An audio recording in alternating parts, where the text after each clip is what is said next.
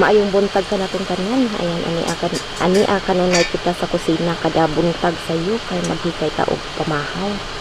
Kay aron full pack ni ato ang tiyan og kuan, kadi pa ta magsugod og trabaho kay atratos ganta. Dili magluya ba.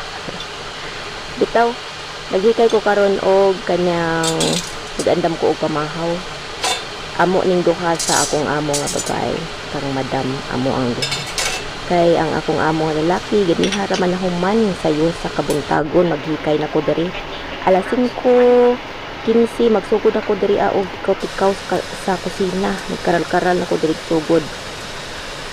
Alas 5:15 pa ko magsugod diri kay ang akong amo nga lalaki sayo kaayo mo mata kay sayo na siya mo kaon alas 6 pa, alas 6:30 mo gikan na ato sa trabahoan perting sayo ani niya magikan. Unya hiniglakaw na ang akong amo nga lalaki maligo na dayon ko alas 6:30 maligo na dayon ko kay ang si madam umata na ko nagsayo kay para hinigmata ni madam human ko og andam sa akong kaugalingon, human ako og ligo tanan kay maghikay na pud ko og pamahaw namong duha. Ayan, ang akong giandam ani karon kanining kuan kanang nagiputos og dahon sa unsa pa nang dahon ay taas nga dahon kay wa may dahon diri sa kuan sa saging.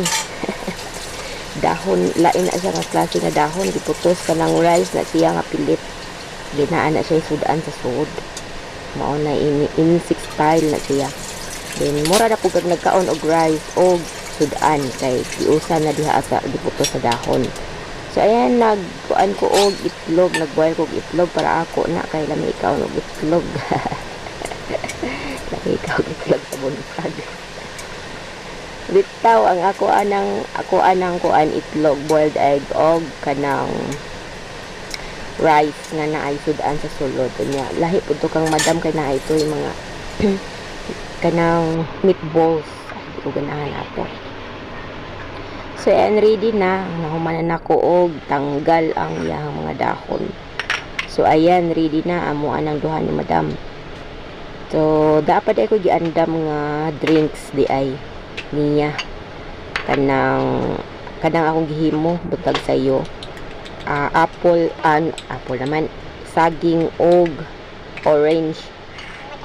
Ako ang gi-shake. Then, butangan na ako honey. Tubig lang na siya nga kuan. So, mao na ang pamahaw ni madam. Ako kay magkape raman ko, magtimpla ko og kape para nako. Kay